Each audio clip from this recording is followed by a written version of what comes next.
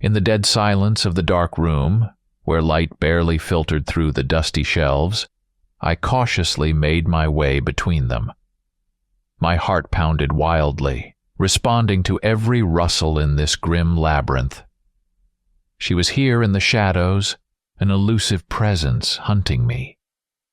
Her footsteps were heavy and uneven, and I could feel the chill and terror in the air. I tried to move quietly, but the sound of my steps seemed loud in this eerie silence. I stopped, hearing a rustle very close by. In the darkness, behind one of the shelves, I saw a distorted silhouette. For a moment our eyes met, and in hers I caught a glimpse of something familiar, evoking an instant wave of pain and pity.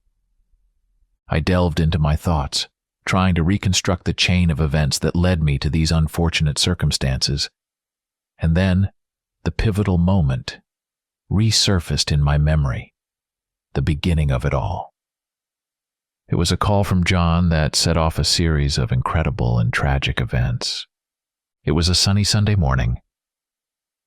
I stood in the supermarket parking lot, waiting for my friend John. The parking lot was empty, as all normal people were still asleep at this early hour. Forcing someone to get up so early on a weekend was a form of sadism that my friend possessed in full. Just a few days ago, he had called me while I was repairing another laptop at the computer repair shop where I worked.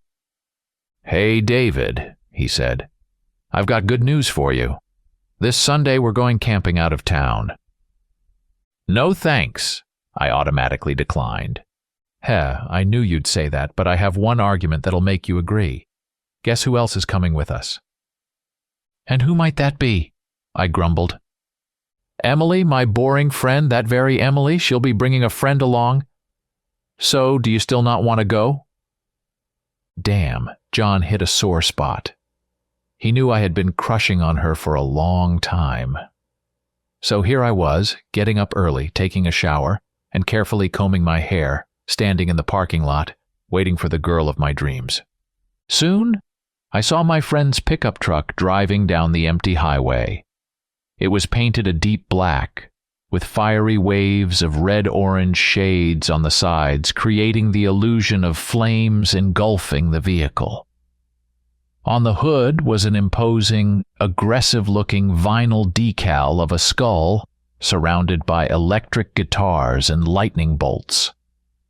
I think this truck fully reflected my friend's character, a reckless guitarist in a heavy metal band. I recalled an incident that had happened to him recently. Every year, our town hosted a music festival, held outdoors, attracting many rock music fans. John, unable to resist impressing the crowd, decided to use his pickup as part of his performance. Armed with an electric guitar, he drove straight onto the stage in his pickup, as lightning and flames flashed on the screens, created by special effects. Stopping right in front of the crowd, he turned his audio system up to full volume, turning the pickup into an impromptu stage. Then, standing on the roof of his pickup, John began to play a guitar solo, synchronizing his performance with the deafening riffs blaring from his car speakers. At that moment, the stage was lit up with bright spotlights, and artificial smoke began to pour from special machines, adding to the dramatic effect. John played like a man possessed, stunning everyone with his passion and skill. At the end of his performance, he pulled off an incredible stunt, jumping from the roof of the pickup straight onto the stage, never stopping his guitar playing. People talked about this event for a long time. John was always the life of the party, a person whose cheerfulness and boundless energy drew people to him. But someone once said his thirst for adventure would eventually end in trouble. I agreed with that, but there was nothing I could do about it, as he was my only friend. When the pickup stopped next to me, out came a medium-height guy with long, curly hair, a confident smile on his face, and eyes gleaming with excitement and enthusiasm. He was wearing a black t-shirt with a skull and worn jeans. This was John. He walked up to me, slapped me on the shoulder, and asked how I was feeling. I replied that everything was okay, but my gaze was fixed on the car's interior, from the back door of which two girls were emerging. The first was Emily. She was short, with long, soft chestnut hair tied in a loose bun. Her bright blue eyes attracted attention with their simplicity and sincerity.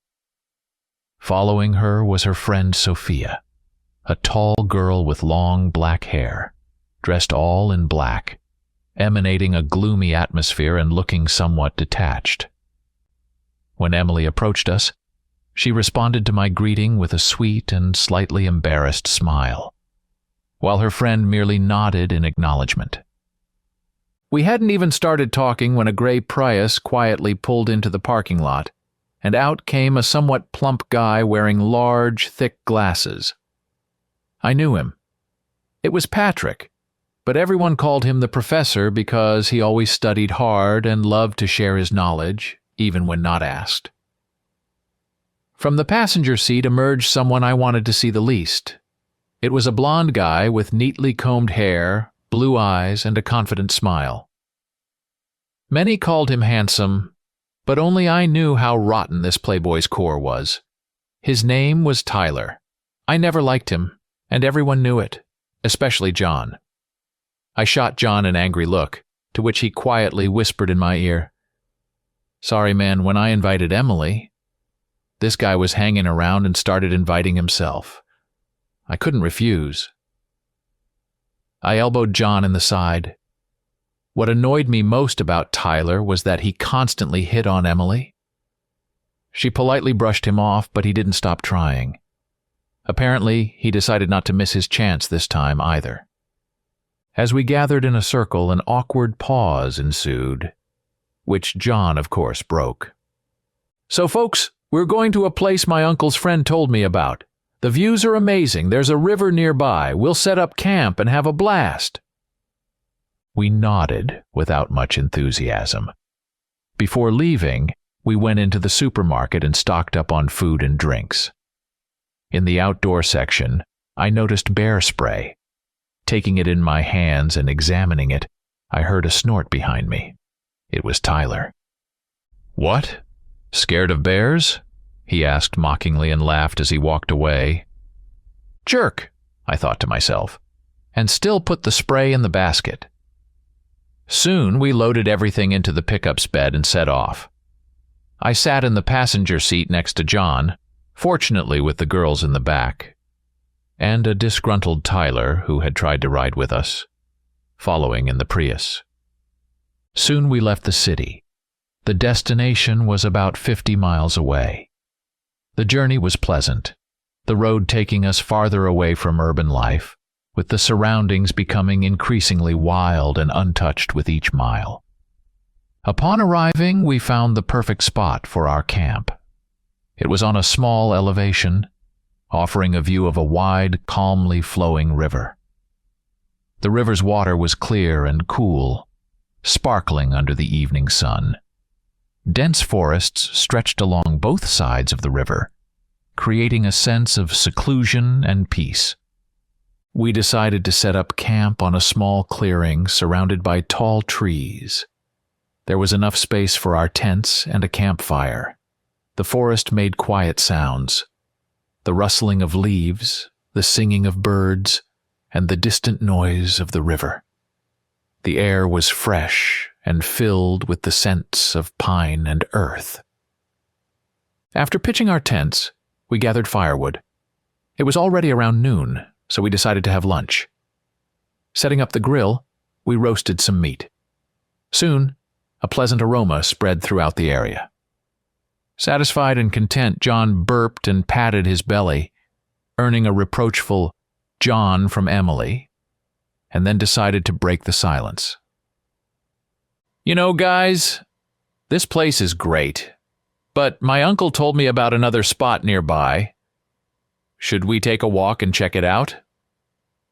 The real reason we were gathered here, I thought. In my experience, John's ideas never ended well, but I noticed curiosity and approval on the others' faces, especially Emily's. Everyone began agreeing, and not wanting to be seen as a coward, I also agreed. Everyone started getting ready to head out. Just in case, I took a backpack, where I put a compass, flashlight, water, and that bear spray. John also had a bag, with a large box inside, judging by its shape. This made me wary. What was he planning? Soon we set off. The forest was dense and impenetrable, full of the whispers of leaves and mysterious sounds of nature. Following a narrow path, we made our way through the thick undergrowth, where each step was noticeably harder than the last. The light filtering through the dense canopy created a dappled pattern of light and shadow on the ground. From time to time, we stopped to breathe in the fresh, forest-scented air and listen to the sounds surrounding us. Distant bird songs, the rustling of small creatures hiding in the bushes, and the mysterious noise of the wind among the branches. As we progressed, the forest grew thicker, and the path became barely visible. In some places, we had to push through thickets. After a long journey through the forest, we finally emerged into a spacious clearing. Unexpectedly, we found ourselves in front of an old wooden house hidden among the trees. It seemed surprisingly well maintained despite its age. The house was built of dark wood, its roof covered with moss, and the windows adorned with carved shutters. We cautiously approached the house, scrutinizing its details. The wooden planks of the walls were expertly joined, and on the porch stood old but neatly arranged chairs and a small table. Everything around was quiet, with only a light breeze rustling the leaves. As we began to examine the house, an elderly man suddenly emerged from it. His thick beard was silver gray, and his gaze was wise and penetrating. He was dressed simply, in an old-fashioned shirt and worn trousers. His appearance startled us a bit, especially the girls who hid behind our backs, with Emily, to my delight, hiding behind me. The man stopped on the porch, looked at us intently, and said, "You seem lost. Don't be afraid. I've lived here for a long time and helped many lost tourists. You just need to turn south now, and you'll see a path. Follow it, and you'll reach the road." John intervened. "No, sir. We're not lost, just wandering. We saw the house along the way and were curious. Sorry to bother you. Goodbye." And he turned and headed north, and we uncertainly followed him. The man, seeing where we were going, shouted after us, "Wait, don't go that way. It can be dangerous." "Don't worry, sir. We're just taking a walk and we'll return soon," John replied without looking back and continued on his way. The professor caught up with him and whispered, "Maybe we should listen to this man. He wouldn't warn us for nothing." "Don't be afraid. My uncle's friend has been there 1,000 times. And even if it's dangerous, it's so cool to find out what's going on there." John responded with his eyes shining. My companions began to glance at each other fearfully. "You've all fallen into my friend's trap, who is always looking for trouble," I thought. I even started to feel guilty for not warning the others that this walk could be dangerous since John was the initiator. Soon we disappeared behind the bushes, the man standing with his mouth open and his hand raised. Then he waved it and muttered something like, "I warned them." We continued our way, John trying to lighten the mood, constantly joking and laughing loudly, talking to the girls. I walked behind, envying how easily he could talk to people.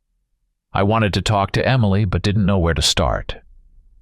My chance came a little later when I saw that she had lagged behind, looking for something on the ground.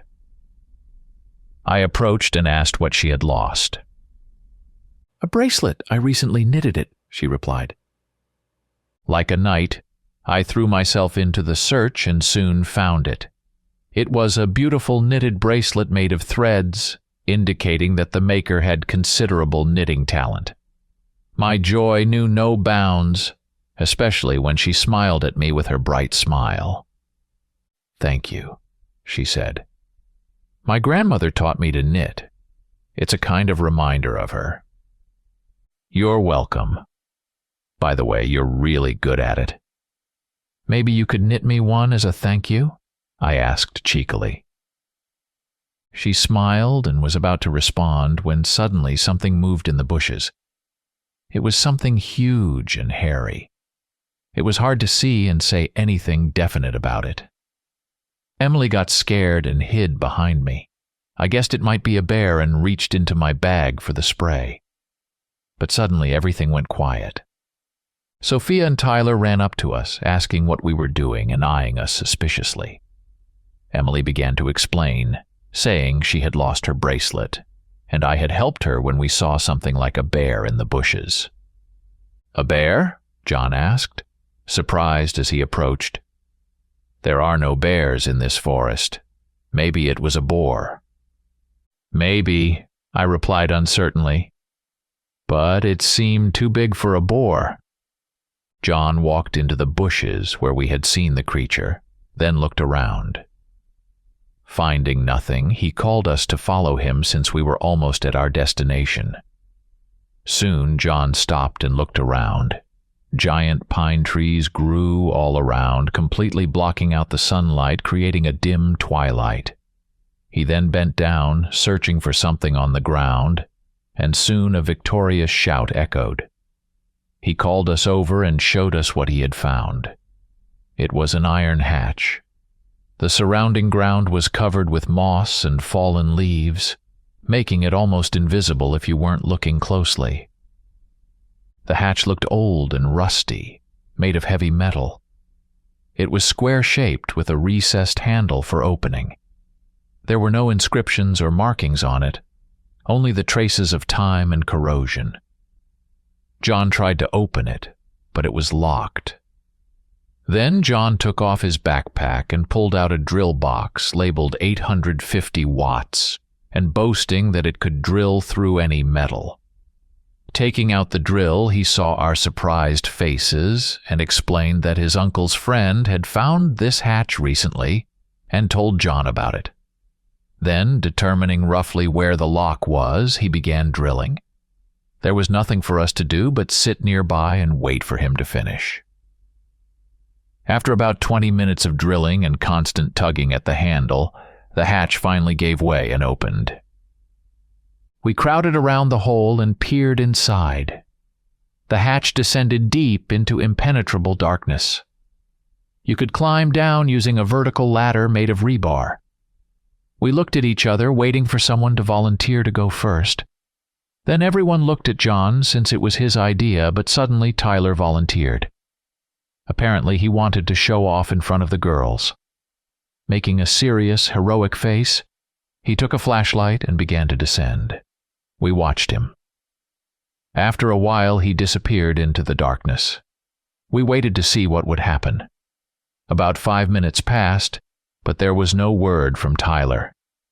Then John leaned over and shouted into the hatch at the top of his lungs, "Tyler!" Suddenly, a beam of light hit him straight in the face, suggesting that electricity was still working down there, much to our surprise. Then we heard Tyler's voice, shouting for us to come down.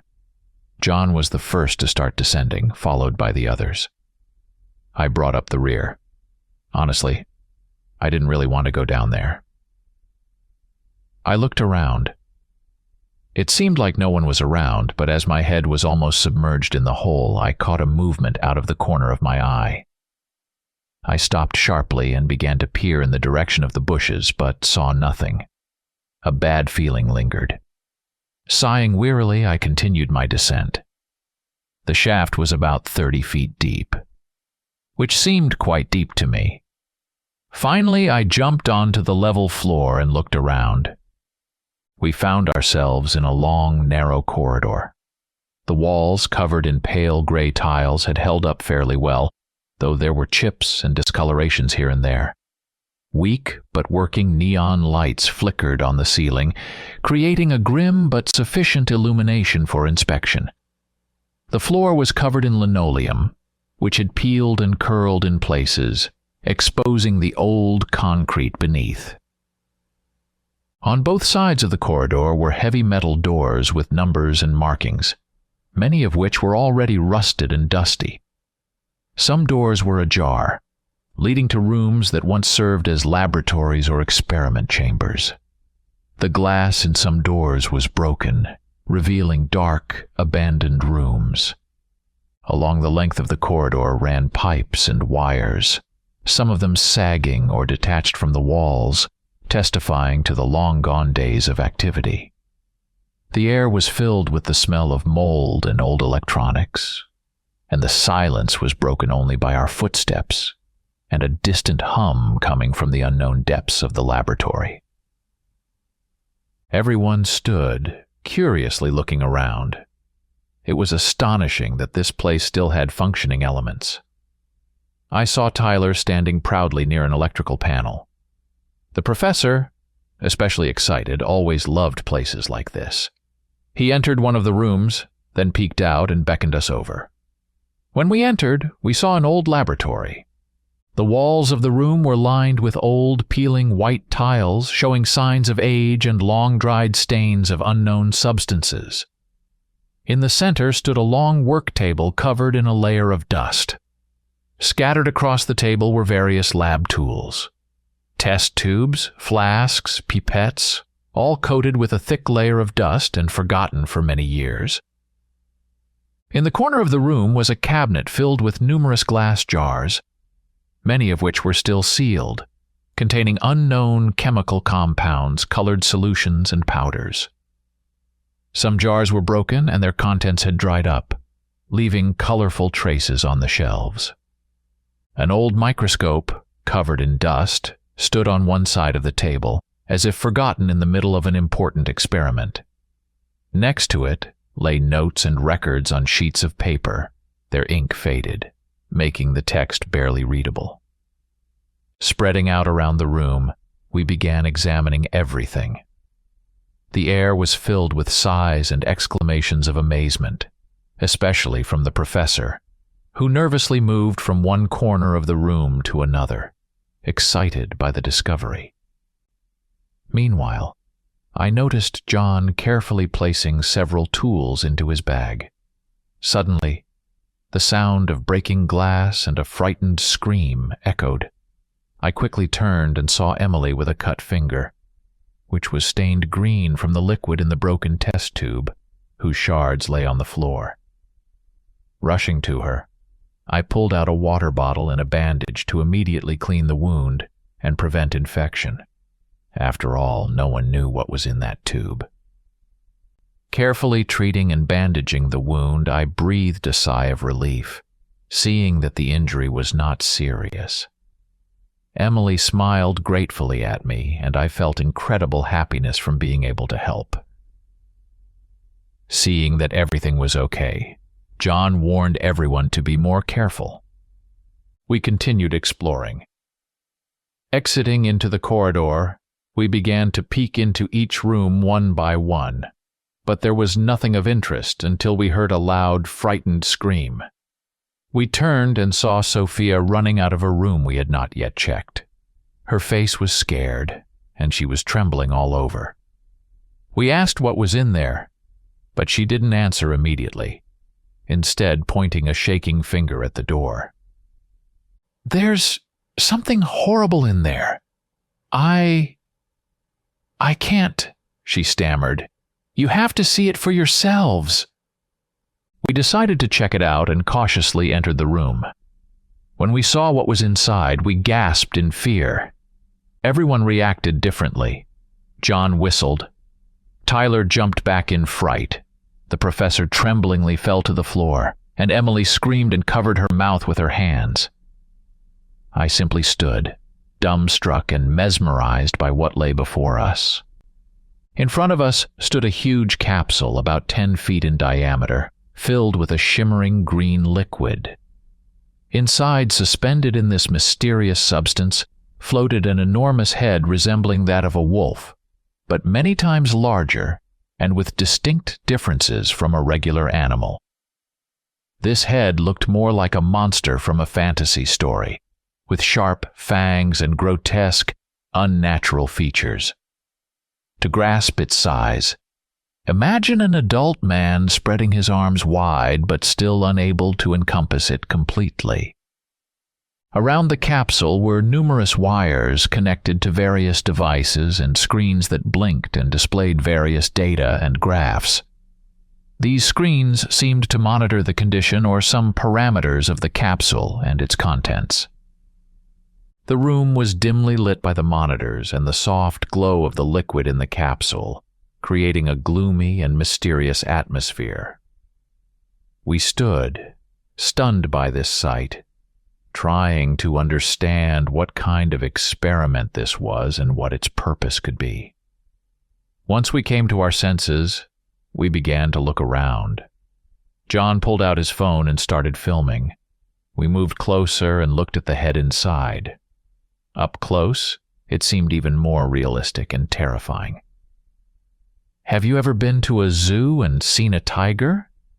It seems like a regular big cat on TV, but when you stand next to it, you realize it's a truly massive beast. Here was an enormous head, so how big was the body? Was this a monster the size of a dinosaur? Could it be a dummy? Possibly, but the head looked too realistic. Thoughts like these swirled in our minds. Talking or making noise in this atmosphere was frightening. It seemed that if we did something wrong, this creature would awaken. We stood a while longer, studying everything around, and then decided to leave. As I was leaving the room, I swear I thought the creature's eye moved in our direction. I caught the slightest movement of the pupil. Frightened, I recoiled and quickly decided to exit the room. The others looked at me in surprise, but I just shrugged, saying nothing because I didn't want to be seen as a coward. I could see that everyone was starting to get nervous and there were already suggestions to return, but John insisted on exploring a few more rooms. Reluctantly, everyone agreed. Moving further down the corridor, we discovered an evacuation plan and realized that this laboratory was huge. We had only explored a small part of it. The professor pointed to a room labeled Archive. We decided to go there. Soon we found the right door and entered. The room was spacious, with high ceilings and shelves filled with old books, documents, and boxes. The shelves held stacks of dusty folders, tapes, and old reels. The air in the archive was heavy with the smell of old paper and metal. In one corner of the archive stood a video viewing device, an old film projector which seemed like it might still work. Next to it was a table with several film reels on it. These reels were neatly labeled, and we realized that they might contain valuable information about the lab's past research. Examining the reels, we chose the one labeled General Analysis and Conclusions.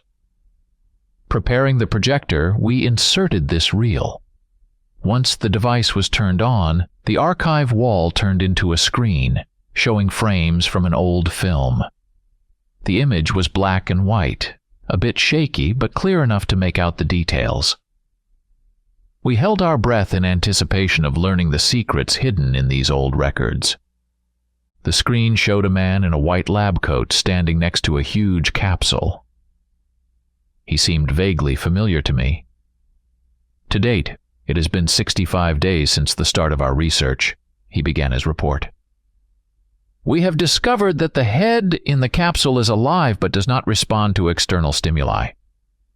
However, our experiments with its blood have shown astonishing results. On the screen, the scientist paused, sighed, and continued. This blood contains a virus that interacts with human DNA, causing genetic changes that lead to physical transformation. We discovered this, unfortunately, due to a tragic accident. One of our scientists had direct contact with the blood of this creature. After 2 hours, the transformation occurred, and the victim turned into a wolf-like anthropomorphic creature and began attacking everyone around. We barely managed to neutralize this being and then began studying how to combat this virus.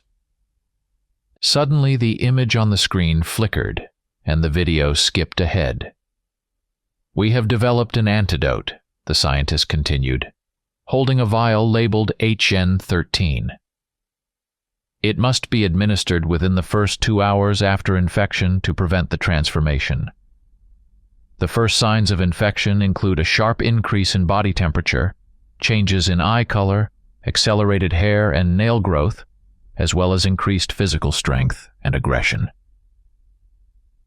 We sat in front of the screen, listening intently to what the scientist was saying. Emily was sitting to my right. I looked at her, and she noticed, looking back at me with her warm smile. My heart froze in fear. Her eyes, which had always been so clear and kind, had suddenly changed. They had become bright yellow gold, reminiscent of a predator's eyes, reflecting light in a way that left me speechless for a moment. In that first second, I couldn't even believe what I was seeing. I remembered the scientist's words about the change in eye color. Emily saw my reaction and got scared too, asking, "What's wrong? Is there something on me?" Your eyes," I said with difficulty, feeling a heavy burden from the bad news. Everyone turned, hearing our conversation, and Sophia covered her mouth in horror. Tyler ran up to Emily, grabbed her shoulders, and looked into her eyes. Then he fearfully took a few steps back. Emily pulled a small mirror from her bag and brought it to her face with a trembling hand, staring at her eyes for a long time before tears streamed down her cheeks. It seemed the test tube she had cut herself on contained the creature's blood. We all sat in stunned silence, not knowing what to do. I approached her and hugged her. She buried her face in my shoulder and sobbed loudly. My chest ached, and I replayed the scientist's words in my mind, remembering that he mentioned an antidote. I gently pulled away from Emily and approached the projector. Rewinding the reel back, I paused the image on the moment where the scientist held the vial. I pointed to it. "We need to find this within an hour and a half, since it's been half an hour since the infection. The vial labeled HN13 will split up. Each of us will take a wing of the building." A spark of hope ignited in me and spread to the others.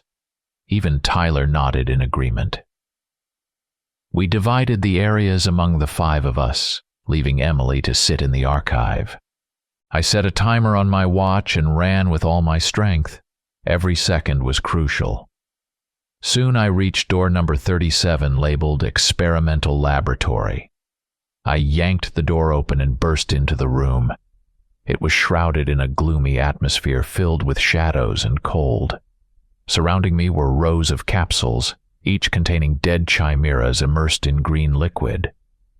These motionless creations, a chaotic mix of different animal parts, were a haunting reminder of the horrific experiments conducted here many years ago.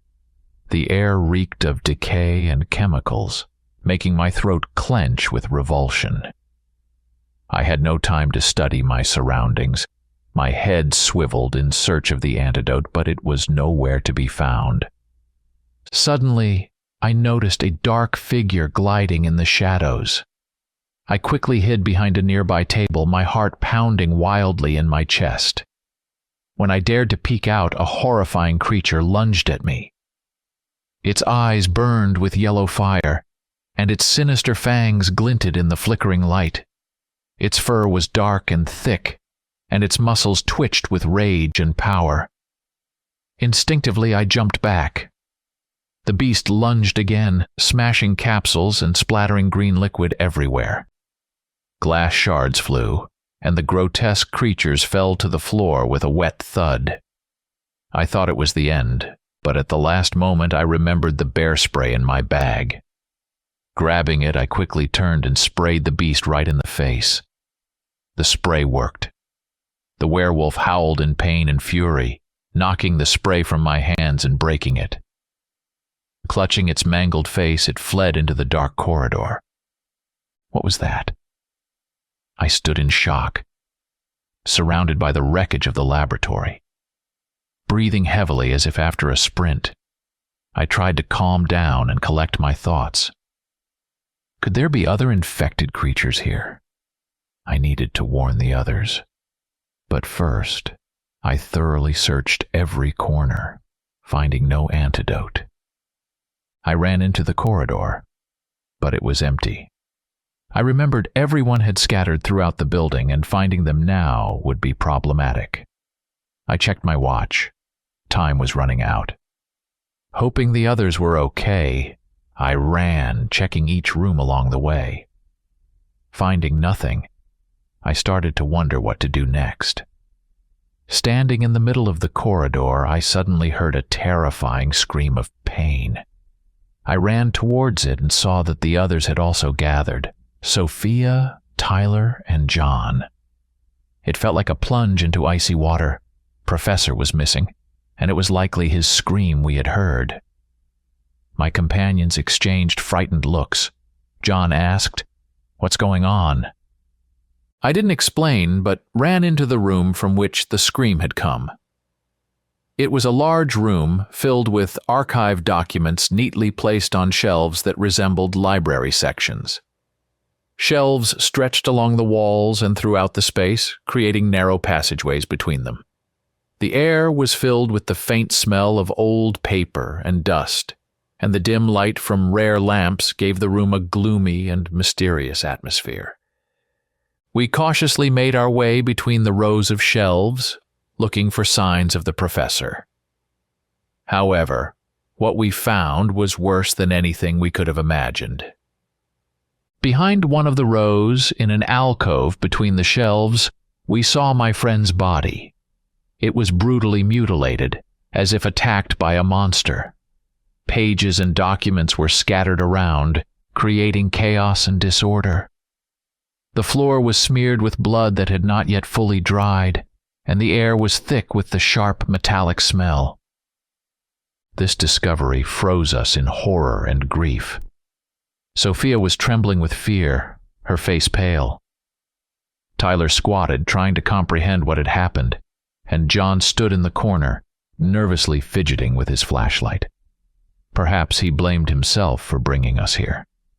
I sighed and recounted what had happened earlier. They listened, terrified. Sophia turned and said we should run and call for help. I thought it was a wise decision, but then we wouldn't be able to save Emily. It was selfish, but I could only think of her. Tyler volunteered to go with Sophia, while John and I decided to stay and continue the search. Suddenly, a menacing growl echoed.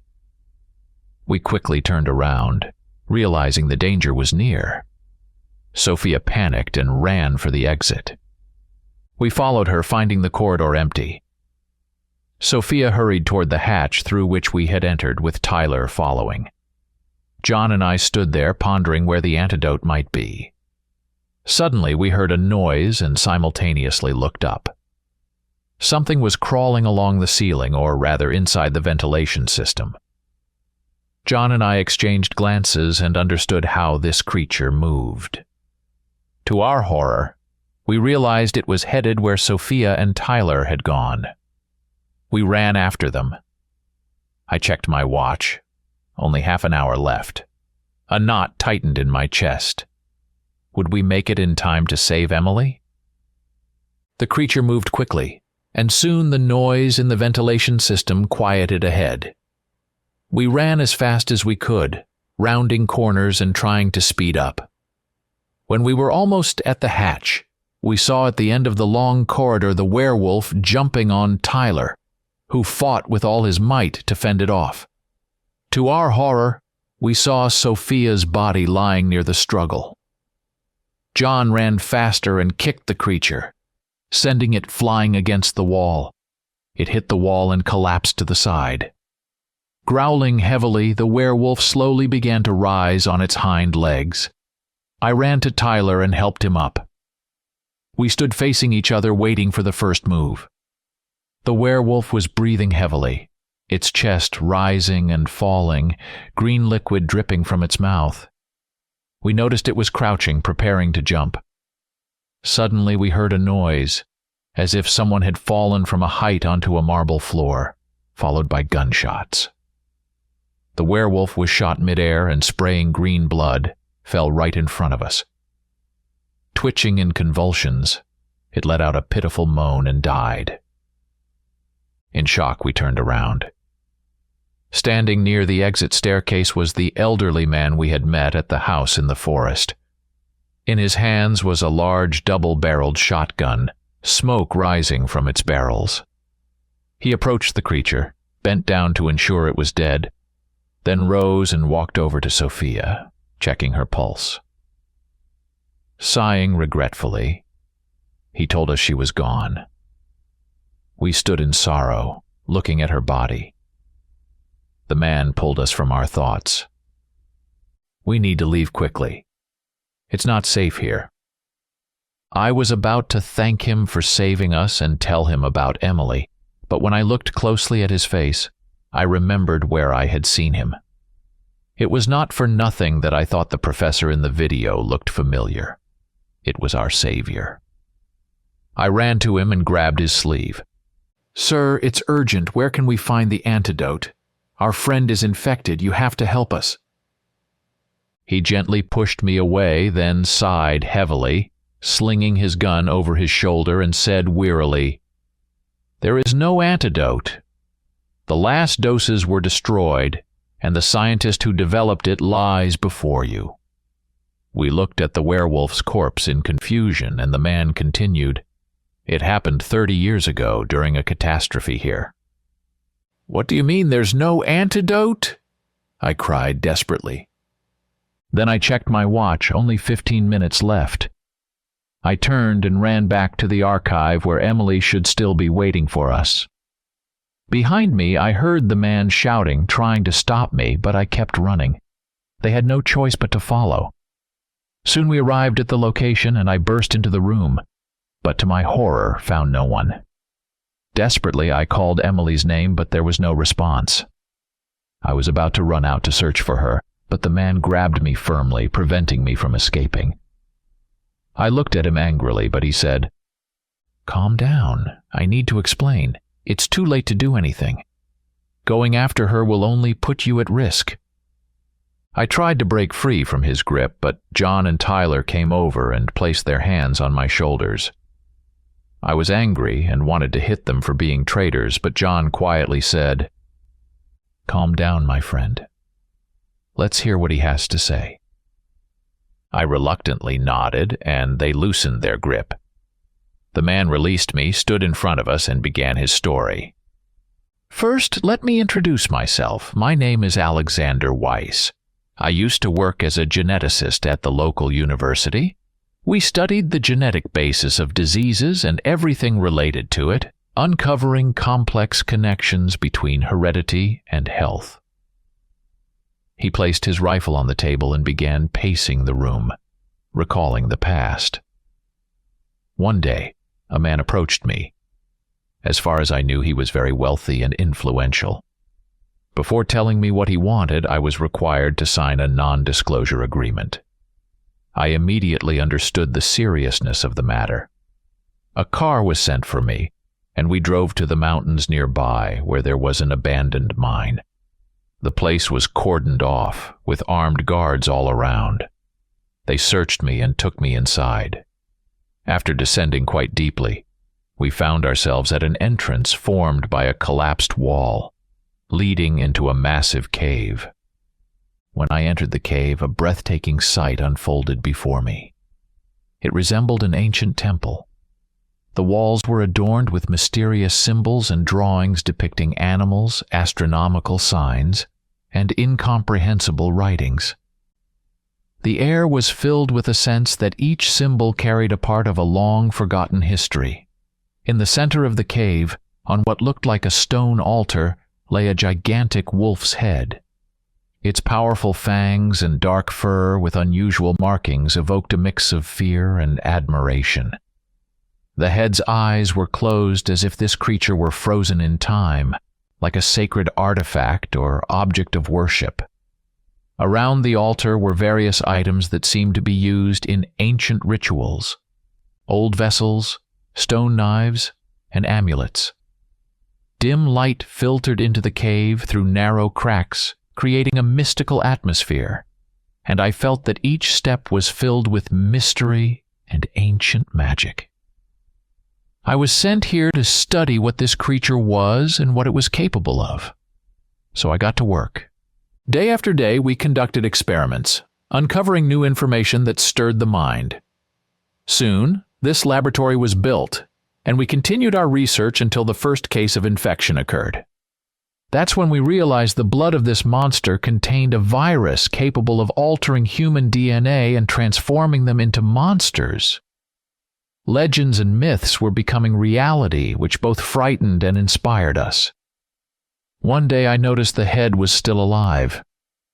I mean, we had previously discovered that there were signs of life in it, but no consciousness. It was like a vegetable. But then I saw the head responding to my movements. It did so subtly, so I wouldn't notice. This frightened me so much that I couldn't sleep for several days. I couldn't imagine what would happen if this monster woke up. I tried to avoid it, but I didn't realize that my colleague, Leonard Hoffman, was constantly near it. He was a brilliant scientist who developed the antidote serum. Apparently, he either contacted the head or fell under its control. I'm not sure. The important thing is, he intentionally infected himself. This happened on the day the lab owner arrived. All the staff, all the lab personnel, and the owner gathered in the conference room. It was a trap. 15 minutes before the meeting, Leonard asked me to check the monster's head. I went to the lab, while in the conference room a massacre was happening. Leonard locked all the doors and, transforming into a monster, began killing. No one survived. When I returned to the conference room, I saw a pile of bodies. Suddenly, Leonard attacked me in his monstrous form. Luckily, I always carried a weapon designed to repel these creatures, which we had developed earlier. I barely managed to escape. When I returned fully armed, the monster had fled. I didn't know what to do. Reporting this lab to the government could have led to a catastrophe, as the virus in the head's blood is extremely contagious. I decided to shut down the lab and settled nearby, tracking and hunting Leonard. For 30 years I couldn't catch him, but today it finally happened. That's roughly what happened here. But I want to highlight a couple of points. From my observations, Leonard has become much weaker over the years. Their peak strength is at the beginning of the transformation. Secondly, before transforming, they become quite vulnerable, lose their mind, and move purely on instincts, making them almost impossible to find. That's why I didn't let you go. You would have been lost in the depths of this lab. We listened in shock, as if pulled from a science fiction novel. I remembered Emily, recalling how kind and sweet she was, how brightly she smiled, and my heart ached with pain. Dr. Weiss continued, "Now you understand why we need to leave. That head is alive and extremely dangerous, but I must stay and kill the creature your friend has become. After the transformation, they become utterly insane and less cautious, making it a chance to put her out of her misery." He then stood, took his gun, and left. I couldn't believe my ears and rushed after him. "Wait, isn't there a way to cure her? Maybe she can be saved," I asked hopefully. "No, she could only be cured before the transformation. After that, it's impossible," the doctor replied, turning to look at me deeply before placing a hand on my shoulder. "I understand how hard it is to lose someone you care about. But you must accept that the girl you loved is gone. Now go to the exit. I must do my duty." I stood, lost in thought, not knowing what to do. My friends came up to me and said it was time to go. I watched the doctor walk down the corridor. Suddenly, a monster jumped out from an open door and attacked him. It happened so fast that we couldn't react before the professor's head rolled on the ground and blood spurted from his neck. The monster approached the body and stood on its hind legs, roaring. We were paralyzed with fear. The werewolf turned to us, slowly opening its formidable jaws full of sharp giant fangs. Its fur, colored in shades of chestnut like Emily's hair, gently swayed in the airflow from the fan. God, Emily, what have you become? I thought sadly. Suddenly the monster lunged at us, and we rushed into the nearest room, slamming the door. There was a loud bang as the door shook. The monster growled in frustration and then went silent. We sighed in relief, but then heard a noise from above. Something was moving through the ventilation system. Then, just a few dozen feet from us, the ventilation grate fell to the floor, and the werewolf jumped out. In panic, we rushed to the door we had just closed. My heart pounded in my chest as I fumbled with the lock. Finally, with relief, I heard a click. The door opened. We scattered in different directions. I chose the room across the hall. I didn't see where the others went. My entire world had narrowed to the creature chasing me.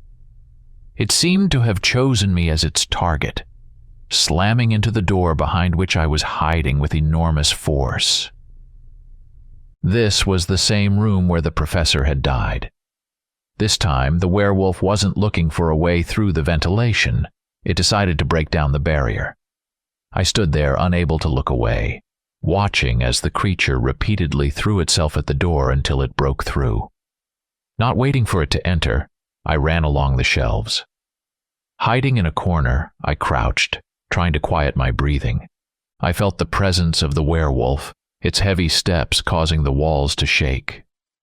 With each movement, dust rose into the air, creating ghostly shadows. It seemed I could hear its breathing, low and steady, like the sound of an approaching storm. My heart pounded wildly as I slowly moved from one hiding spot to another, trying not to make any noise. Adrenaline coursed through my veins and fear filled every cell of my body. Suddenly there was a loud noise. The werewolf had found my hiding place. It growled, its eyes glowing in the darkness, reflecting a yellow light like burning coals. It charged forward, smashing everything in its path, its claws scraping against the metal shelves. In desperation, I dashed out of my hiding place, sprinting across the room towards the exit. The werewolf followed, its roar filling the space, making the blood in my veins freeze. I glanced back one last time, seeing the enormous creature breaking through obstacles as if they were made of paper. With the last remnants of my strength, I dashed out of the room, the werewolf hot on my heels, its steps drawing ever closer. A sharp gunshot shattered the silence. Once, then again. The monster let out a long howl, full of pain and rage. Turning around, I saw John, armed with the doctor's shotgun, firing at the werewolf. Despite its injuries, the creature lunged at John with incredible speed, knocking him off his feet with a powerful blow. The werewolf slowly approached John like a predator, ready to deliver the final blow. In desperation, I rushed towards them and grabbed the shotgun. The monster paused, meeting my gaze. From behind me, Tyler emerged, shouting for me to shoot. "One shot to the head and it's dead!" His voice sounded like a sentence. But I hesitated. Tyler also had feelings for Emily, and now he was demanding that I kill her. Standing there indecisive, I watched as the werewolf turned its attention back to John. A shot rang out, smoke rising from the barrel of the shotgun. I missed. I didn't want to hit. The werewolf met my gaze, and I swear deep within its eyes I saw that same warm look that belonged to the one I loved. With a roar, the creature dashed into the darkness of the corridor. Exhausted and overwhelmed with emotion, I approached John. He was injured but not mortally, likely with a few broken ribs. I helped him to his feet, draping his arm over my shoulder, and supported him as we walked. Tyler walked beside us, holding the shotgun I had given him, cautiously scanning our surroundings. Soon we left that place. Once we were in the forest and got phone reception, we called for help. After some time, the lab was cordoned off. John was taken to the hospital, and men in strict suits, identifying themselves as FBI agents, began interrogating us. We told everything without holding back, eager to get it over with. In the end, they asked me to sign a non-disclosure agreement. I told them to go to hell. Surprisingly, they didn't push too hard, perhaps thinking that no one would believe such a story anyway. They did, however, confiscate our phones. After we finished all the formalities, I saw Emily's parents in the hallway of the department. They looked very sad, having been told that their daughter had died. I stood at a distance, unable to find the strength to approach them, and confess that their daughter, having transformed into a monster, was now wandering somewhere in the depths of the forest.